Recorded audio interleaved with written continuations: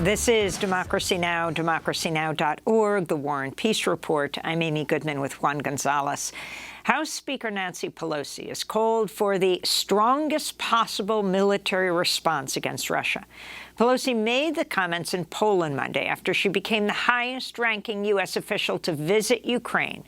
During a meeting there with the Ukrainian President Volodymyr Zelensky, Pelosi vowed the United States would keep backing Ukraine militarily until the fight is done. We believe that we are visiting you to say thank you for your fight for freedom, that we are on a frontier of freedom, and that your fight is a fight for everyone. And so our commitment is to be there for you until the fight is done. Pelosi's surprise trip to Ukraine came just days after President Biden asked Congress for an additional $33 billion for Ukraine. This comes as evidence grows that the war in Ukraine is increasingly becoming a proxy war between Russia and the United States and its NATO allies. Last week, Defense Secretary Lloyd Austin said the U.S. wants to see Russia, quote, weakened. Over the weekend, Russia Foreign Minister Sergei Lavrov said the U.S. and NATO should stop arming Ukraine if they're really interested in resolving the Ukraine crisis. Well, we're joined now by two guests. Medea Benjamin is co-founder of the anti-war group CodePink. We usually speak to her in Washington, D.C. Now she's in Havana, Cuba. George Beebe is also with us. He's Grand Strategy Director at the Quincy Institute for Responsible Statecraft. His recent piece is headlined, "Tell Us How This War in Ukraine Ends." He's a former director of Russia analysis at the Central Intelligence Agency and was special advisor on Russia to Vice President Cheney from 2002 to 2004. He's author of the 2019 book, The Russia Trap: How Our Shadow War with Russia Could Spiral into Nuclear Catastrophe. George Beebe, let's begin with you. You wrote the piece, Tell Us How This War in Ukraine Ends. So why don't you tell us? The latest news is that it may well be that the Russian President, Vladimir Putin, will announce the war on Ukraine on May 9th, Victory Day in Russia, when they beat the Nazis in 1945.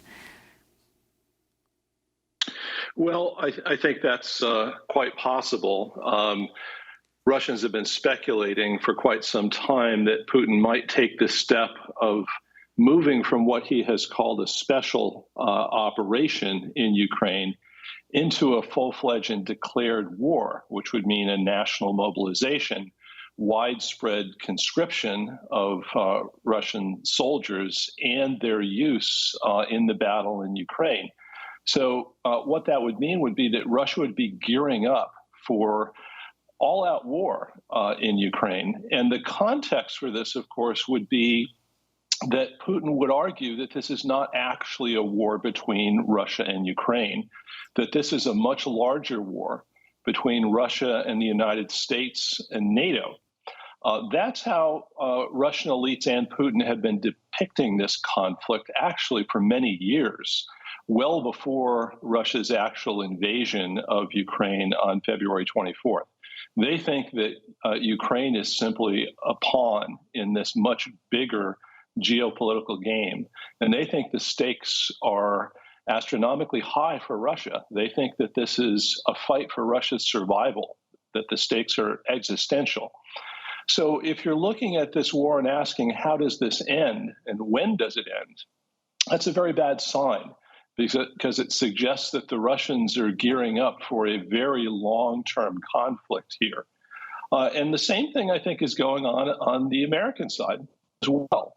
What we've seen in the last few weeks is rhetoric which more and more openly discusses our goal being victory over Russia, Russia's strategic defeat, the weakening of its military, the marginalization of Russia as a player in the world. And some U.S. officials, including President Biden, have even alluded to the possibility of Putin leaving power, regime change. So what we're seeing, I think, on both sides is escalation. Escalation in the objectives, I think, that they're seeking, And with that escalation of objectives, I think the likelihood that this turns into a direct military clash between the United States and Russia goes up. So this is a very dangerous moment, I think. And George, I'd like to ask you, in terms of this new call for $33 billion in aid that President Biden has made to Congress for Ukraine, this is an astounding amount of money. I looked at, for instance, of U.S. foreign aid to the entire Latin America and Caribbean region has averaged over the last 60 years about $3 billion annually. And yet many Americans are so worried about the increasing flight of so many people from Latin America across the U.S. border, but yet we're giving so little aid to the countries there. And yet somehow we come up with $33 billion. Is this what is the signal that the Biden administration is sending by such a huge request, a big portion of it being military aid, but also direct foreign aid to Ukraine?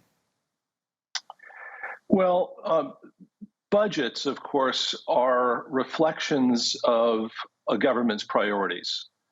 You can't do everything. We don't have infinite resources, so you have to make choices about what's more important and what's less important. And this is an enormous sum of money that the Biden administration is requesting. It comes on top of a lot of money that's already been spent on this effort in Ukraine, not just in the United States, but on the part of our NATO allies as well. So this is a very big effort, but it also says something about where the Biden administration's priorities really are on this. And I think it's fair to say, if you look at the numbers, that there are very few things that the Biden administration thinks are more important right now than defeating Russia. And I don't think that accords actually with the priorities of the American people, but I think that's up for them to decide. And I'd like to bring Medea Benjamin into the discussion. Oh, I'm sorry. Well, I wanted to ask you further. There had been a prior attempt, obviously, at reaching a peace accord in Ukraine, the Minsk Accords. Could you talk about what happened, why those Minsk Accords failed? Well, the Minsk Accords go back to the outbreak of this war in Ukraine back in 2014. That had its origins in a tug of war between the European Union and, to some degree, NATO on the one hand, and Russia on the other hand. And it was really about Ukraine's geopolitical fate. The European Union had been negotiating with the Ukrainian government for many months about an association accord. And that would, I think, allow greater trade and commerce and interaction between Ukraine and the EU. And that held the prospect of a very bright economic future for Ukrainians. And a lot of Ukrainians felt that that was a wonderful thing. There are few populations in the world that don't look forward to greater economic prosperity. But the terms of that association agreement essentially said to Ukraine, you've got to make a choice. Either you have a very close and deepening trade relationship with the EU or with Russia, but not both. You can't have the same depth of trading with both Russia and the EU at the same time. Now, the Russians objected to that because, of course, they had long-standing relationships with Ukraine, very deep economic relationships, but also cultural and personal. And looming behind this was the threat that Ukraine would essentially move into NATO and the West at the expense of cordial relations with Russia. And for all kinds of reasons, the Russians found that profoundly threatening, including to Russia's vital security interests. Now, this tug of war over Ukraine tore the Ukrainian country apart because there were people in the western regions of Ukraine that were very, very European culturally and in their political orientation. There were parts of the eastern parts of Ukraine that were largely Russian-speaking and culturally Russian and were more oriented toward relationships with Russia. And as the people in the western parts of Ukraine urged that Ukraine turn westward, the people in the east felt threatened and they objected. This eventually broke out into an actual civil war. Violence erupted. And the great powers, of course, got involved, the United States on the one hand and Russia on the other hand. And fighting broke out. The Russians intervened covertly. They announced they would be annexing Crimea, which had been part of Russia up until the 1950s, when then Soviet Premier Khrushchev gifted Crimea from the Russian Federation to the Ukrainian Republic within the Soviet Union. And the Russians took it back. And this, of course, collapsed into this years-long war. And the West tried to find a way to end that fighting. And that ultimately resulted in the Minsk Accords, which were an attempt to try to find a settlement inside Ukraine that allowed the regions in Ukraine's east greater autonomy. It provided for the withdrawal of Russian forces, the holding of elections in the east, the guarantees of language rights in the eastern parts of Ukraine. The Russian speakers felt that Ukrainian nationalists were violating their linguistic rights.